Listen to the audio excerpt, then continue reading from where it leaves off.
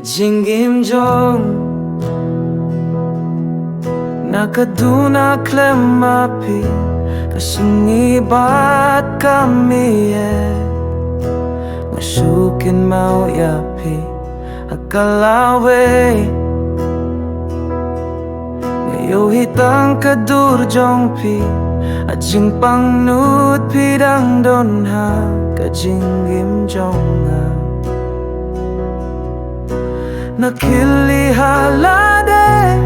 hang no pile balay pi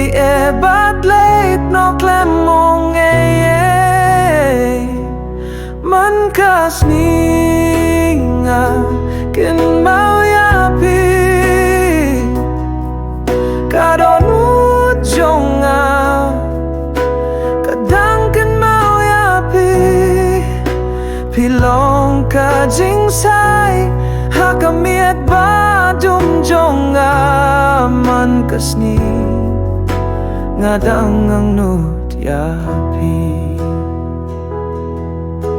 ngapay tiya ka mobile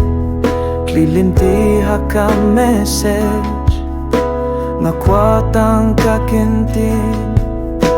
papidang kin mau ne inyanga kasurjong pi kadang imhanga kajingkerben jonga kadang im papirong pi edyanga ngakren marvei bat kadur jong pi mankas nanging ngakilin ti api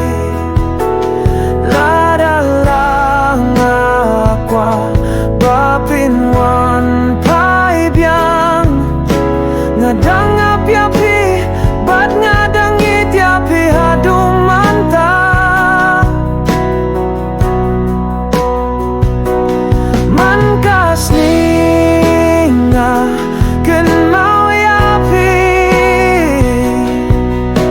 kamin siemla satang kijingkin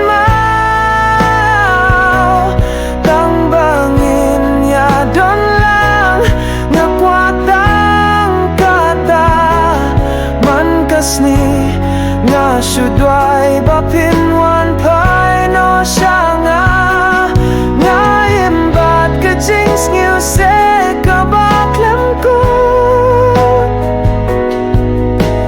iba nga ye tilaye yang amare man kasni ngadang ken mau yapi